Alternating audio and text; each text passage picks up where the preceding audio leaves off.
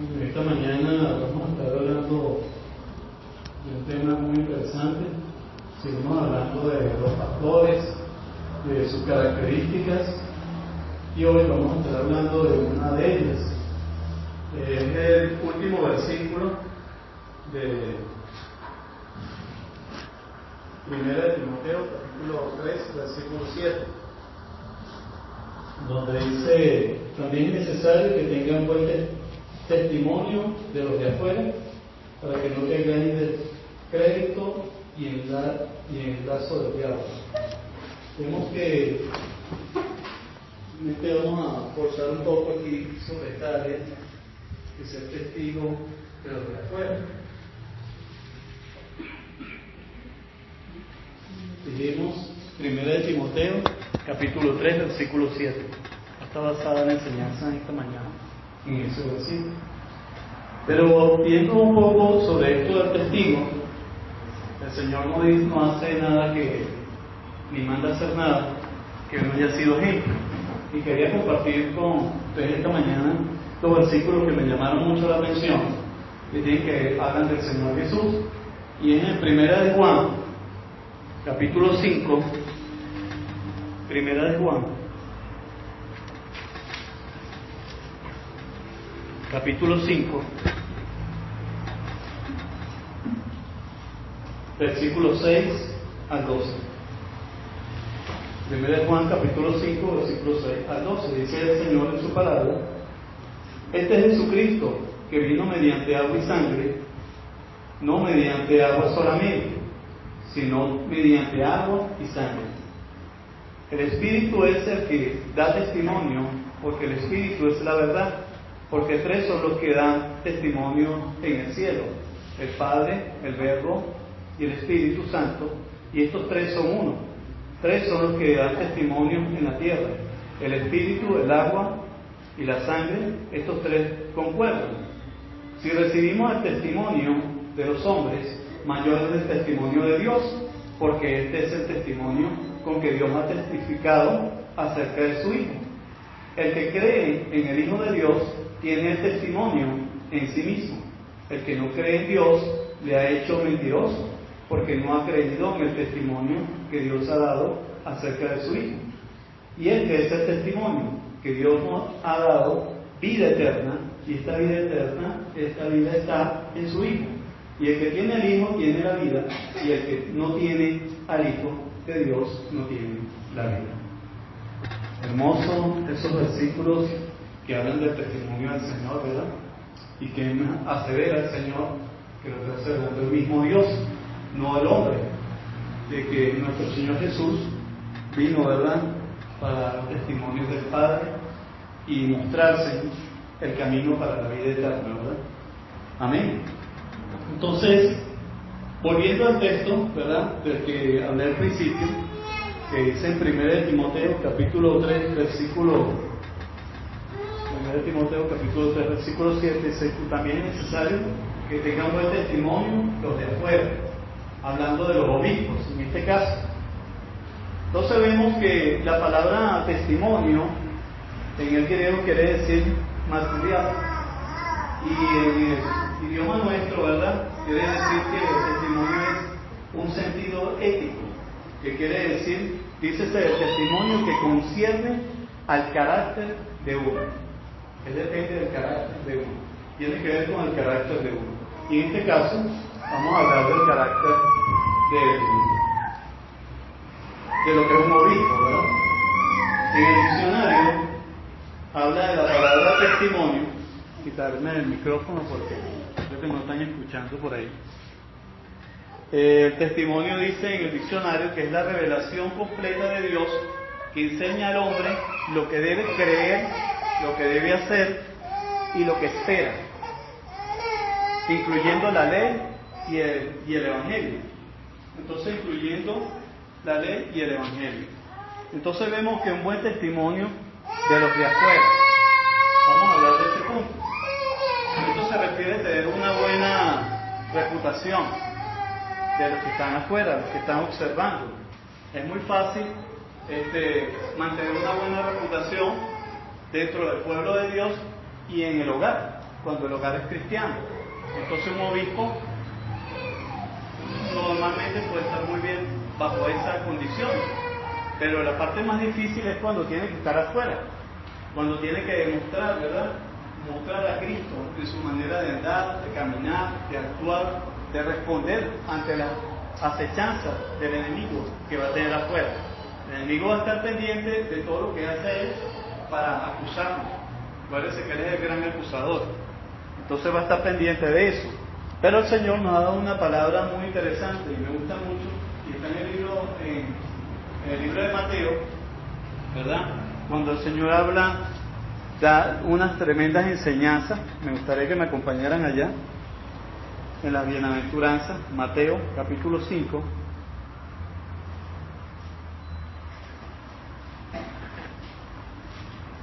Mateo capítulo 5 versículos 13. Dice la palabra de Dios, el mismo Señor Jesús hablando. Dice: vosotros sois la sal de la tierra, pero si la sal se desvaneciere, ¿con qué será salada? No sirve más para nada, sino para ser echada fuera y hollada por los hombres. Es interesante este versículo, porque dice que nosotros somos la sal de la tierra. Y hablando del obispo, él tiene que ser la sal donde llegue, en todo lugar. Entonces no sirve más. Dice que cuando esa sal, ¿verdad? Dice: vosotros sois la sal de la tierra, pero si la sal se desvaneciere, ¿cómo será salada? Es la pregunta. No sirve más para nada, sino para ser echada afuera, y dice: y hollada por los hombres, y pisoteada. Entonces vemos que el obispo tiene que ser esa sal. Cuando dejamos de influir en los demás, ¿verdad? Dejamos de ser esa sal. ¿Cómo es la sal que se pone? Es la sal que se pone en el horno, por ejemplo, un horno de barro, para aumentar el calor. Le echan la sal al horno de barro y él aumenta el calor.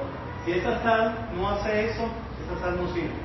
Entonces la tienen que botar y tiene que ser pisoteada por los hombres. ¿Sí? No sirve para nada, hay que botarla. En el caso, llevando la parte espiritual, el obispo debe ser un hombre que no debe tener nada que puedan acusarlo ni señalarlo, porque su carácter, sus características, ¿verdad?, son de un hijo de Dios y apegado a la palabra de Dios, ¿verdad? Dice: este hombre debe ser un siervo de Dios y tiene que estar en todas estas características que hemos estado hablando, ¿verdad? Pero en este caso específico debe reunirlas todas, porque debe estar mostrándose al mundo. Entonces todas estas características que hemos estado estudiando, a pesar de que este es el último versículo, es más completo porque tiene que abarcar todo lo que hemos estado hablando, y los hermanos han estado hablando a través de cada una de las enseñanzas de lo que es un obispo, ¿verdad? Que no debe ser pendenciero, no debe ser dado al vino, etcétera, etcétera, ¿verdad? Entonces, pero el amor de ellos, ¿verdad? Entonces vemos que debe estar pendiente de esto, ¿verdad? Entonces estaba buscando un versículo que pudiéramos como ver un poco ilustrado a través de la palabra lo que puede ser la característica de un hijo de Dios en medio de una situación difícil que se pueda conseguir.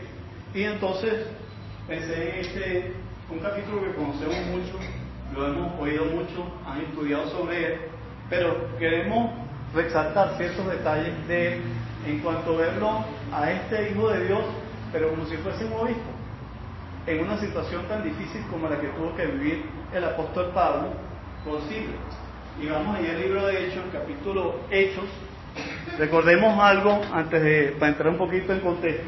Libro de Hechos, capítulo 16.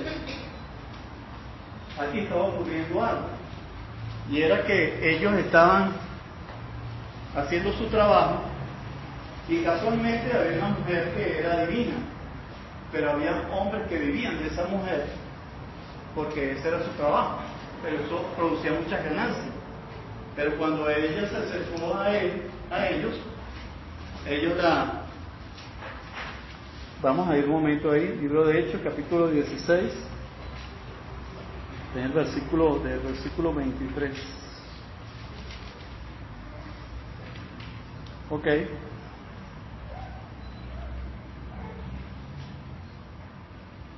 Dice que, previendo sus... vamos a ir un poquito más arriba. Estaba Pablo a nosotros daba voces diciendo, estos hombres son siervos de Dios, del Altísimo, quienes nos anuncian el camino de la salvación. Estaba diciendo ella que ellos eran los siervos de Dios, del Altísimo, y que ellos estaban anunciando el camino de la salvación. Y esto en el 18 dice, y esto lo hacía por muchos días, mas desagradando a Pablo, se volvió y dijo al Espíritu, te mando en el nombre de Jesucristo que salgas de ella. Y salió de aquella misma hora. Pero viendo sus amos que había salido la esperanza de sus ganancias, prendieron a Pablo y a Silas y lo trajeron al foro ante las autoridades, y presentándolos a los magistrados, dijeron, estos hombres siendo judíos alborotan nuestra ciudad y enseñan costumbres que no nos es lícito recibir ni hacer, pues somos romanos. Y se agolpó el pueblo contra ellos, y los magistrados, rasgándoles las ropas, ordenaron azotarles con varas. Después de haberlos azotado mucho, les echaron en la cárcel, mandando al carcelero que los guardase con seguridad. Vemos entonces que después que ella hace su acto de decirle que ellos eran los hijos del Altísimo y lo que estaban haciendo para salvar, de que venían a predicar la salvación, entonces era tanto el fastidio que tenía con Pablo que Pablo tuvo que exhortarla y hacer que saliera de su cuerpo ese espíritu de adivinanza, de adivinar. Pero eso ocasionó un problema, porque lo que se enriquecían con ese trabajo era ocasión para ellos de que iban a perder su ganancia. Entonces alborotaron a toda la ciudad y buscaron la forma de que metieran a Pablo y a Silas y lo detuvieran y lo pusieran preso, pero no solamente con eso, sino que lo azotaron. Entonces le cayeron a latigazos y después lo metieron preso. Pero algo impresionante que veo aquí, que podemos ver, es que una persona que le azotan, que le golpean, que lo llevan a una cárcel, ¿tendrá ánimo para cantar? ¿Tendrá ánimo para hacer algo? No. Me imagino que está triste, está agobiado, está golpeado, está en un estado de depresión terrible. Y aquí ocurre todo lo contrario.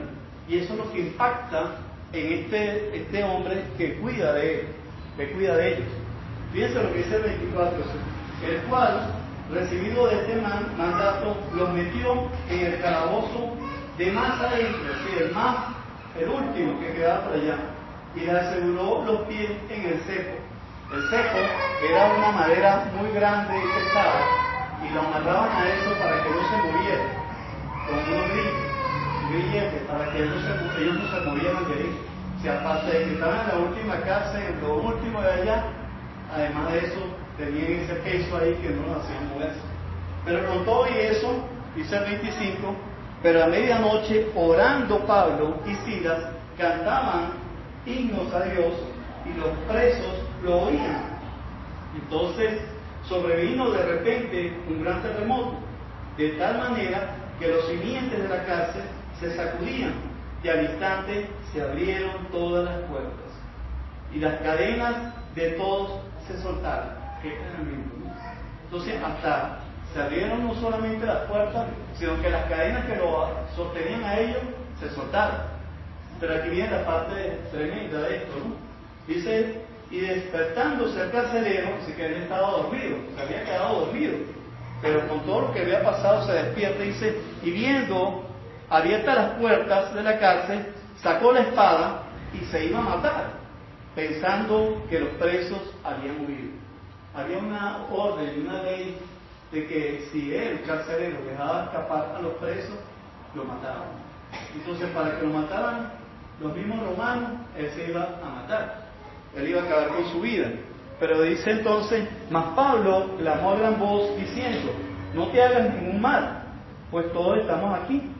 Y entonces, pidiendo luz, se precipitó adentro y temblando se postró a los pies de Pablo y Silas y sacándole le dijo: señores, ¿qué debo hacer para ser salvo? Impresionado por lo que había ocurrido. Esos hombres pudieron haberse ido y no se fueron, estaban ahí. Y eso lo impactó a este hombre. Además de que la actitud de ellos ante un momento de crisis y una situación difícil, estaban cantando y orando, aparte de que estaban presos. Mas Pablo clamó a gran voz diciendo: no tengan ningún daño, vamos al fin al 30, y sacándole les dijo: señores, ¿qué debo hacer para ser salvo? Ellos dijeron: cree en el Señor Jesucristo y serás salvo tú y tu casa. Y les hablaron la palabra del Señor a él y a todos los que estaban en su casa. Y él, tomándoles en aquella misma hora de la noche, les lavó las heridas y enseguida se bautizó él con todos los suyos. Vemos el cambio que tuvo este hombre y vemos lo que impactó la actitud y el testimonio que estaba dando Pablo y Silas. Entonces esto impactó en ese hombre. Y así debe ser el obispo, ¿verdad? Igualmente cada uno de nosotros, porque no vamos a decir que solamente es una característica que tiene que tener el obispo, sino cada uno de nosotros como hijos de Dios debemos dar un buen testimonio, donde estemos, en cualquier lugar, en medio de cualquier situación.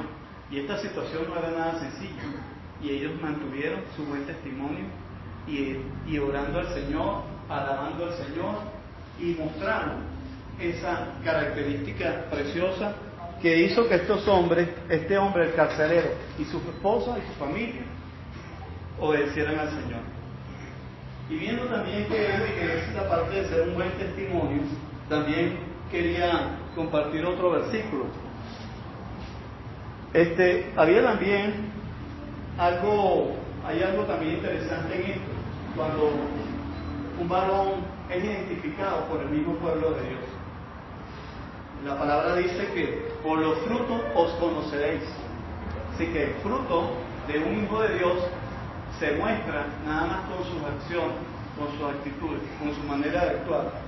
Y también podemos ver eso en lo que es la fe. Mueve nuestra fe, cuando una persona dice que la fe mueve montañas, dice que el que tiene fe como un grano de mostaza, le dice a esa mostaza: muévete, se moverá, dice el Señor. La mostaza, esa montaña representa a los hombres, lo que impiden pero para Dios dice que solamente creamos en Él y tengamos esa fe. Entonces, viendo esta parte del testimonio, que también tiene que ver con la parte de la fe, va unida a eso del creer, el tener fe. Nosotros tenemos ejemplos claros en la palabra de Dios, y vamos a ir un momentico a Hebreos, si me acompañan por favor, el libro de Hebreos.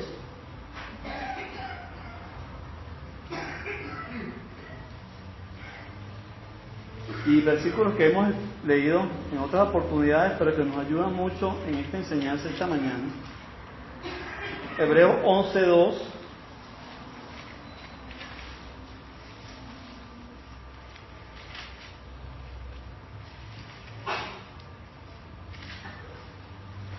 Dice: porque por ella alcanzaron buen testimonio los antiguos.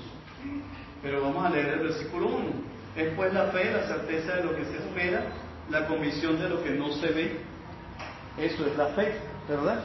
Entonces estos hombres, por ese buen testimonio, alcanzaron, ¿verdad?, los antiguos, dice la palabra, ¿verdad?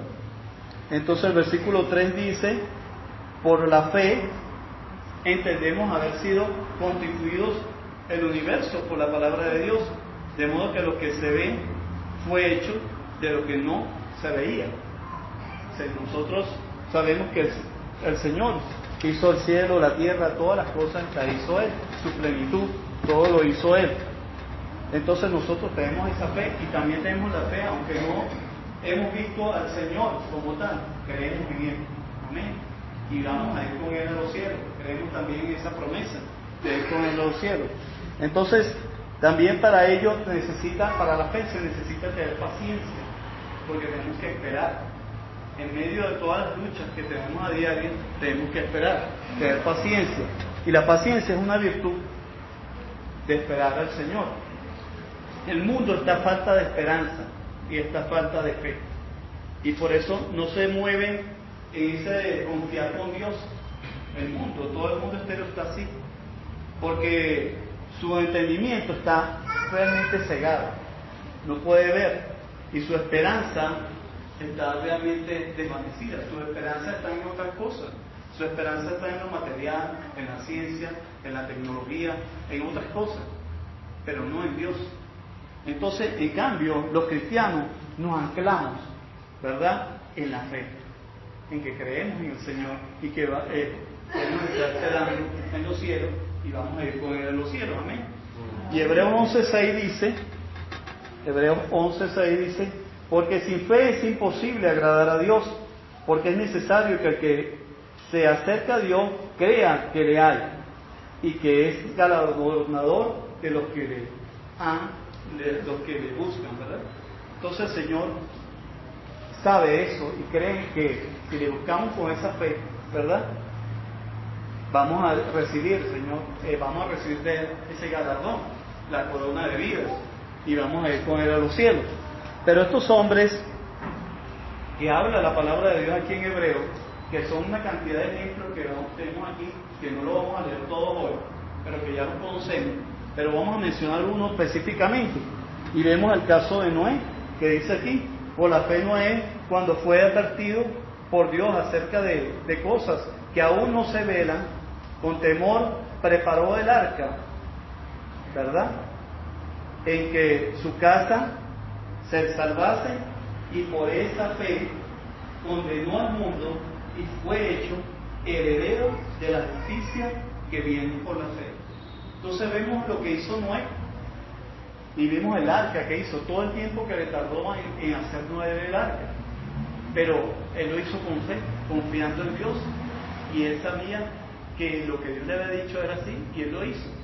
Y con esa actitud Noé estaba mostrando la fe en Dios, pero el mundo que estaba afuera y lo veía, ¿qué era lo que pensaban? Que estaba ya loco, ese está loco, porque cómo va a estar poniéndose a hacer una arca así, de esta dimensión tan grande, y aquí no ha llovido, y no va a llover, ¿y quién cree en eso? Pero él sí, tenía esa fe, arraigado a su fe, y esa creencia, dio un testimonio de ser un hijo de Dios, y esa obediencia a Dios. También vemos en la palabra de Dios, cuando hemos de ver, que es lo que había comentado hace un rato, que cómo podemos ver que son hombres de Dios, verdaderos hombres de Dios, como los que estamos aquí sentados, ¿verdad? Todos varones de Dios con buenos testimonios, hijos de Dios. Y aquí, cuando en esta oportunidad se buscó hombres de Dios, hubieron unas características que dieron de cada uno de ellos. Es un versículo que es conocido también por nosotros y lo hemos leído. Vamos a leer el libro de Hechos, en el capítulo 6, versículo 3. Había una situación que estaba pasando aquí, en Hechos, capítulo 6, versículo 3, ¿verdad? Había una situación que estaba pasando aquí con el pueblo de Dios, ¿verdad?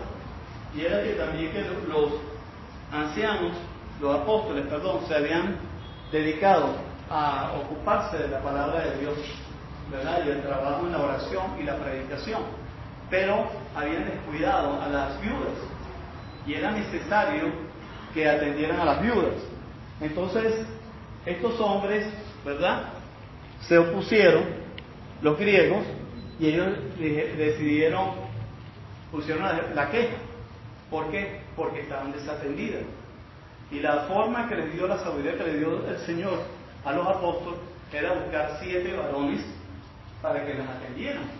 Y vemos aquí en el versículo 3 que dice, del capítulo 6 de Hechos, dice: buscad pues, hermanos, entre vosotros a 7 varones de buen testimonio, llenos del Espíritu Santo, de sabiduría, a quienes encarguemos de este trabajo. Entonces vemos que es buscar esos 7 hombres que están ahí para que pudieran hacer ese trabajo. Y nosotros persistimos en la oración y en el ministerio de la palabra. Entonces, era lo que iban a hacer los apóstoles. Y en el 5 dice, agradó la propuesta a toda la multitud y eligieron a Esteban, varón lleno de fe y del Espíritu Santo, a Felipe, a Procoro, a Nicanor, a Timón, a Permanis, a Nicolás, el de Antioquía, y a los cuales presentaron ante los apóstoles, quienes orando les impusieron las manos. Vemos que escogieron estos 7 varones, pero para escoger esos 7 varones tenían que tener unas características específicas y muy especiales para que pudieran escogerlo. Su testimonio hablaba por sí solo, ¿verdad? El testimonio de ellos. Porque para tener esas características tenían que ser hombres llenos del Espíritu Santo, hombres de fe, hombres dispuestos a trabajar en la obra del Señor y que estuvieran ahí dedicados a eso. Aquí la congregación tenía, ellos ya sabían, conocían cada uno de ellos. Eran hombres que podían tener esta, aunque no lo menciona aquí, podemos decir que ellos eran hombres irrepresibles, que eran hombres también llenos, hombres que eran sobrios, que eran prudentes, que eran hombres decorosos, hospedadores también, aptos para enseñar, no dados tampoco al vino, también hombres dedicados al trabajo del Señor, y lo hacían con amor. Dice que tenían el Espíritu Santo, o sea, la primera cualidad tenía que haber sido bautizados, haber sido ya bautizados, hombres que ya tenían tiempo trabajando en los asuntos del Señor, con mucha sabiduría. Sabemos que dice que la sabiduría es el temor a Dios, era lo primero también que tenían que tener, y también el poder resolver una situación, como una situación de las ancianas, viudas. La situación de una viuda no es algo sencillo, no es una situación fácil, porque no tiene en aquel tiempo más todavía, porque no tenía el varón que era el que iba a llevar el pan para la casa todos los días. Entonces tenían situaciones difíciles de escasez y tenían que ser suplidas. Y estos hombres de Dios iban a hacer esa tarea, ese trabajo. Entonces tenían que ser hombres con un buen testimonio para poder hacer este tipo de trabajo. Podemos decir que tenían que tener todas estas características. Entonces, estaba viendo también en el libro de los Salmos, que me gustaría que me acompañaran ahí, el libro de los Salmos.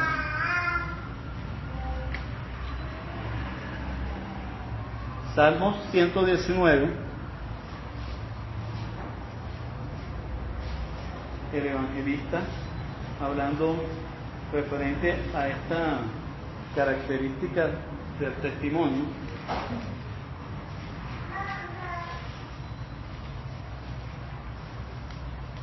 Salmo 119 dice en el versículo 88, dice: vivifícame conforme a tu misericordia y guardaré los testimonios de tu boca. El salmista, hablando aquí, dice: vivifícame conforme a tu misericordia y guardaré los testimonios de tu boca. Y en el 99 dice: más que todos mis enseñadores he entendido, porque tus testimonios son mi meditación. Algo interesante porque dice aquí: más que todos mis enseñadores.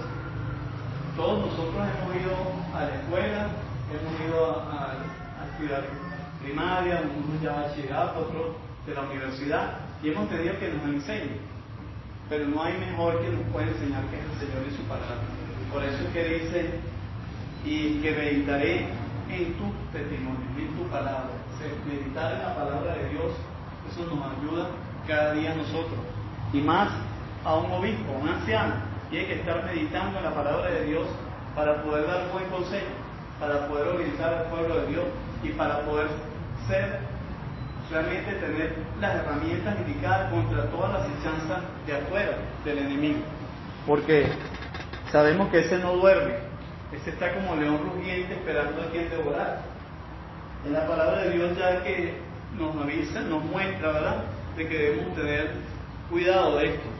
Y entonces, para dar testimonio, un anciano debe ser decoroso también, ordenado. En otra traducción quiere decir eso: un hombre que es desordenado no puede guiar el pueblo de Dios, ni puede cuidar del pueblo de Dios. tiene que estar pendiente de cada uno de los miembros de la congregación y debe estar pendiente de todo, cuidar de cada una de las ovejas. Debe también ser prudente, porque una respuesta dada de manera inmediata y sin pensar y sin meditar y orar al Señor puede también causar problemas a cada una de las ovejas. Entonces debe estar cuidado, pendiente de eso.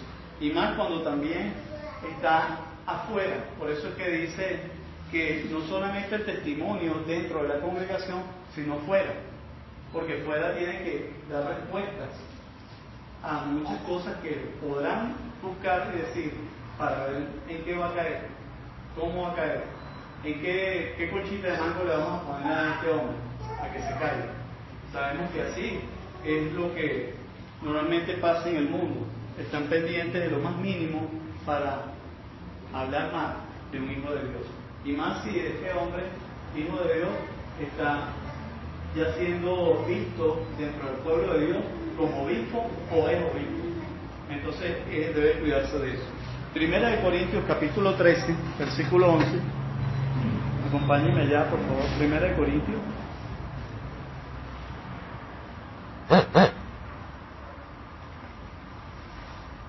Primera de Corintios.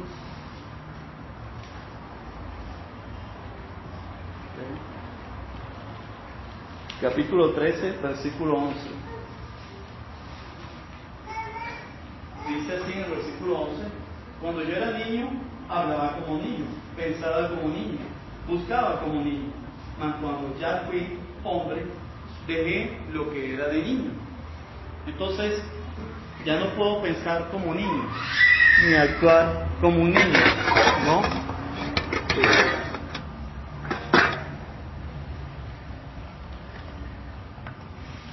Normalmente un hijo de Dios, ¿verdad?, que un momento dado en su vida pasada le haya gustado los chistes, los cuentos y todas esas cosas, ya no lo puede hacer.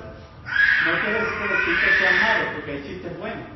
Hay chistes que son muy ordenados, y sobre todo a nivel de política se escucha mucho ese tipo de chistes que son, pero se oyen y son sanos.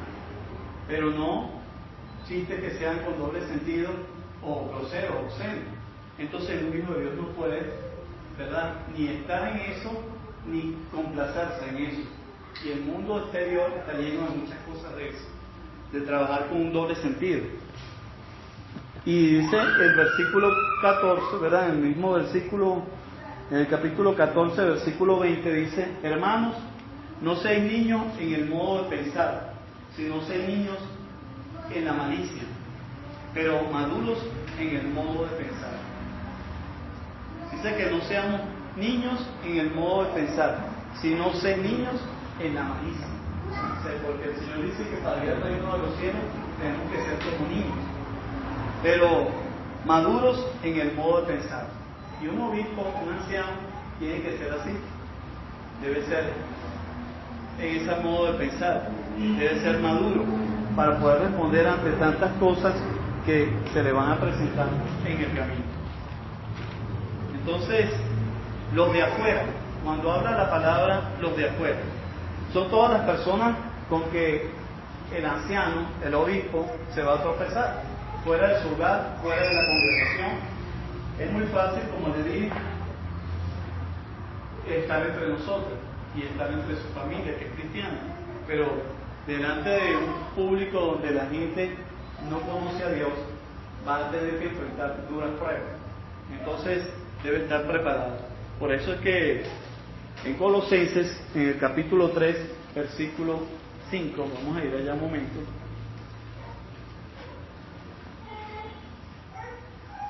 El apóstol Pablo le hablaba a los colosenses porque había una situación muy difícil que estaban enfrentando y tenían que tener estos consejos.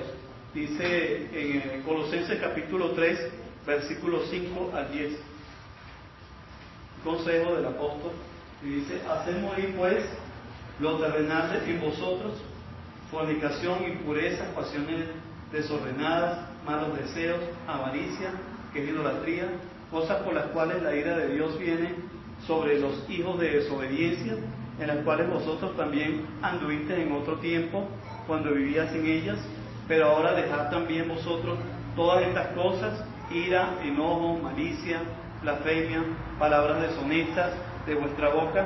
No mintáis los unos a los otros, habiéndonos despojado del viejo hombre con sus hechos, y revestidos del nuevo, el cual, conforme a la imagen del que lo creó, se va renovando hasta el conocimiento de Dios. Entonces vemos que hay varias características que habla aquí y situaciones que era la que habíamos dejado nosotros antiguamente. Y una de ellas era mentira. ¿Cuántos de nosotros no hemos mentido? Y es una de las cosas que tanto luchamos para podernos quitar eso de nuestra vida, para poder ser un buen testimonio delante del mundo, delante de la gente.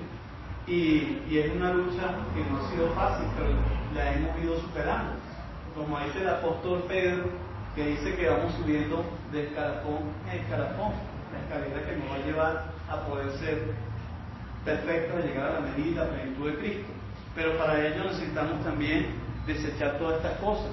Pero el mundo va a querer, ¿verdad? Pero más que todo, el enemigo va a querer tender ese lazo para que nos caigamos, para que nos tropecemos. Y precisamente más un siervo de Dios, cuando está visto para ser obispo, o está haciendo su labor como obispo o anciano, siempre va a ser como decir el que va a estar ahí en la punta y va a estar pendiente para buscarle que tenga una caída, para que se caiga, porque actúa como una especie de un dominó, lo que estaba hablando el hermano esta mañana. Vemos que el efecto dominó es que si los dominós están colocados uno detrás del otro, tumbas uno, todo lo demás se viene. Y eso puede pasar con una congregación. Si tumbas la cabeza, va a sacar toda la congregación, y su trabajo del enemigo es dividir, separar y destruir. Ese es su trabajo, su tarea. Pero poderoso es el Señor, amén, que no va a permitir que eso pase, pero tenemos que estar siempre atentos. Y dice el versículo 12 de ese mismo de Colosenses, ¿verdad? Versículo 12, en el capítulo 3, versículo 12 dice: vestidos pues como escogidos de Dios, santos, amados, de entrañable misericordia, benignidad, de humildad, de mansedumbre y de paciencia. Entonces debemos estar revestidos de eso. Así como un obispo, cada uno de nosotros debemos estar revestidos de ser santos, amados, de entrañable misericordia, de benignidad, de humildad, de mansedumbre y de paciencia. Pero sobre todo, dice el versículo 17, y quiero ir concluyendo con este versículo, resumiendo todo lo que hemos hablado en esta mañana, y dice: y todo lo que hacéis, sea la palabra, de palabra o de hecho, hacedlo todo en el nombre del Señor Jesús, dando gracias a Dios Padre por medio de Él. Amén. Entonces, un obispo debe estar siempre dispuesto, ¿verdad?, a estar siempre dando un buen testimonio, no solamente dentro de la congregación, ni en su hogar, sino también fuera. Entonces eso lo va a ayudar a mantenerse firme y ser un buen siervo de Dios. Dios le bendiga.